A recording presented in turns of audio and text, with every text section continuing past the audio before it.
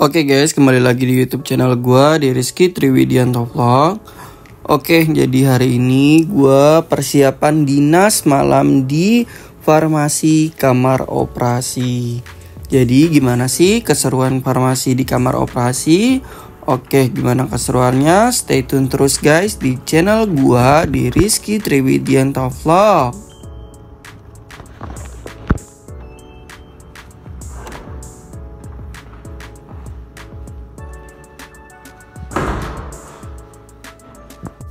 Oke, jadi ketika shift dimulai itu biasanya kita berberes terlebih dahulu barang-barang ataupun defekta-defekta barang yang baru datang dari purchasing guys. Dimana manfaat dari kita beresin barang itu, misalnya ketika operasi itu berlangsung, misalnya dalam keadaan cito, obat-obatan atau barang-barang itu dapat bisa langsung dikasih ke kamar operasi ataupun kamar OT guys. Jadi bisa langsung nih diberikan kepada perawat ataupun kepada dokter anestesi ataupun dokter spesialisnya guys. Dan juga untuk di kamar operasi ini kita biasanya menyiapkan beberapa paket-paket barang-barang dari kamar operasi guys. Misalnya operasinya ada 20 operasi.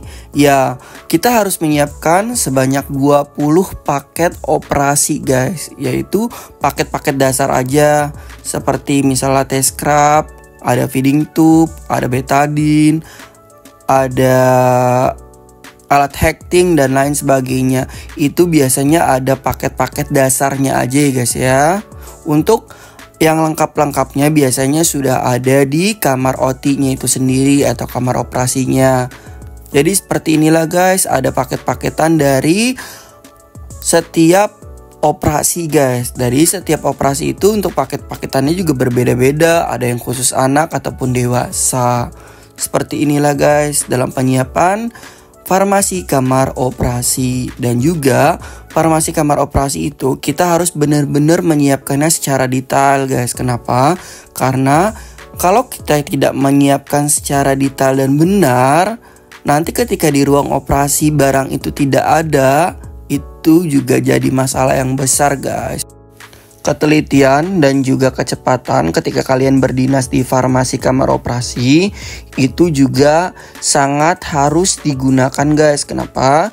Karena ketika kalian dinas di farmasi kamar operasi itu tentunya kalian juga harus paham lingkungan kalian, letaknya ada di mana, dan juga obat-obatan itu ada di mana, dan juga apa yang harus diberikan itu harus tepat juga guys. Seperti itu ketika kalian dinas di farmasi kamar operasi.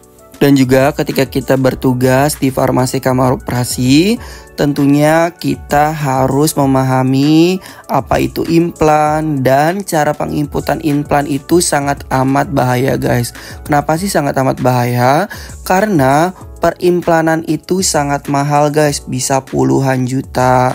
Jadi ketika kita menginput implan itu juga harus penuh dengan ketelitian yang sangat amat besar guys. Dan juga seperti inilah guys contoh pengecekan dari implan. Dan bentuk-bentuk dari implan ini seperti ini guys. Ketika ada operasi cito atau operasi yang amat sangat urgent, kan ketika ada operasi cito itu pengecekannya itu di farmasi kamar operasi, bukan di purchasing guys, atau bukan di pengadaan. Jadi farmasi kamar operasi itu sendiri yang mengecek guys, bersama dengan vendornya, seperti itu. Makanya ketelitian dalam kita bekerja di farmasi kamar operasi adalah seperti itu. Karena untuk satu implan kecil aja itu bisa puluhan juta guys. Dan juga jangan lupa ketika kita menerima alat dari implan dari vendor itu, jangan lupa alatnya itu harus disterilkan dulu ya guys ya di CSSD.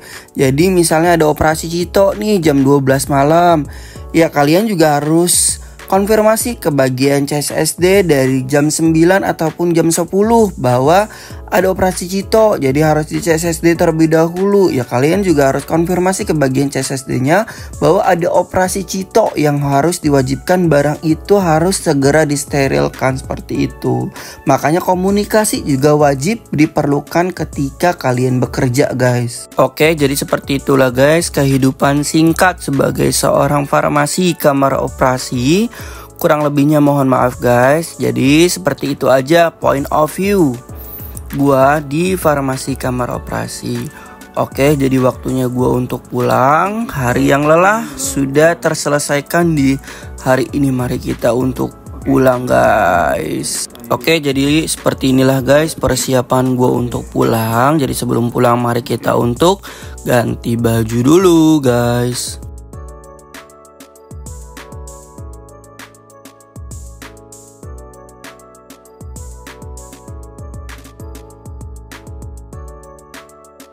Oke, jadi cukup sekian untuk video vlog gua di farmasi kamar operasi. Kurang atau lebihnya gue mohon maaf guys. Wassalamualaikum warahmatullahi wabarakatuh.